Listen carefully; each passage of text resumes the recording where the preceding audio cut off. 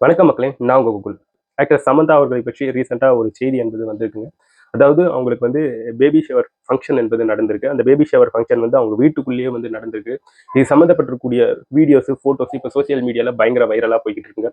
ஏன்னா, முதல்ல அவங்க வந்து மயோசிட்டிசிஸ் அப்படின்ற ஒரு நோயால பாதிக்கப்பட்டு அந்த அளவுக்கு கஷ்டப்பட்டு இருந்தாங்க. அதுக்கப்புறம் நாக சைதன்யா அவங்களுடைய முதல் ஹஸ்பண்ட வந்து டிவோர்ஸ் பண்ணியிருந்தாங்க.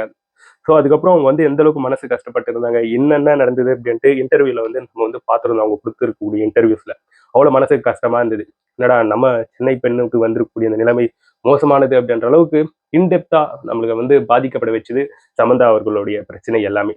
ஸோ அதுக்கப்புறம் சமந்தா அவர்கள் வந்து நார்த் சைட்ல இருக்கக்கூடிய ராஜ் நெடிபோர் அப்படின்ற ஒரு டைரக்டரா அவங்க வந்து கரம் பிடிச்சாங்க. ஸோ அவங்களுடைய திருமணம் என்பது நம்மளுடைய கோயம்புத்தூர்ல இருக்கக்கூடிய ஈசா கோயில்ல வந்து நடந்தது. அவங்களுடைய திருமணம் என்பது நடந்து முடிஞ்சுது. ஸோ அதை தொடர்ந்து அவங்க திருப்பியும் படங்கள்ல வந்து நடிக்க ஆரம்பிச்சாங்க.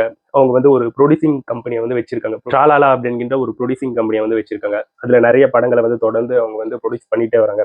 எல்லா படங்களும் சுபமா இருக்கட்டும், இப்போ ரீசெண்டா வந்திருக்கக்கூடிய மாயின்டி பங்காரம் அப்படிங்கிற படமா இருக்கட்டும், மிகப்பெரிய ஒரு வெற்றி படங்களாக அமைஞ்சது. மாயின்டி பங்காரம் அப்படிங்கிற அந்த படம் 100 கோடி ரூபாய் வசூலை கடந்து வந்து போய்கிட்டு இருக்கு. இது போன்ற சக்சஸ் சமந்தா அவர்களுக்கு வந்து தொடர்ந்து கிடைச்சிக்கிட்டே இருக்கு. அது மட்டும் இல்லாம நம்ம எல்லாருக்குமே தெரியும், ரீசெண்டா அஃபிஷியலா அவங்க வந்து சொல்லிட்டாங்க. அவங்க வந்து பிரெக்னென்ட்டா இருக்கிறத பத்தி அவங்க மேடையிலேயே அதை பத்தி வெளிப்படுத்தியிருந்தாங்க. ஸோ எஸ், அவங்க இப்போ வந்து பிரெக்னென்ட்டா இருக்காங்க. அது சம்மந்தப்பட்டிருக்கக்கூடிய பேபி ஷவர் ஃபங்க்ஷன் என்பது நடந்திருக்கு.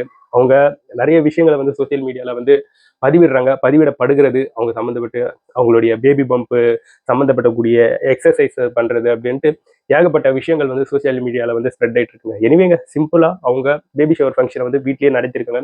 அடுத்து அவங்க வந்து பெருசா நடிக்கிறதுல இது போன்ற விஷயங்கள்ல வந்து ஈடுபட போறதில்ல அப்படிங்கிற சில தகவல்களும் வந்திருக்கு. எனவே இந்த இடத்துல வந்து நம்ம சம்மந்தா அவர்களுக்கு நம்மளுடைய வாழ்த்துக்களை இந்த இடத்துல வந்து பதிவு பண்ணுவோம். அத்தனை கஷ்டங்களை அவங்க பார்த்துட்டு இப்போ வந்து சந்தோஷமா இருக்கிறது உண்மையாக ஒரு நல்ல விஷயம்.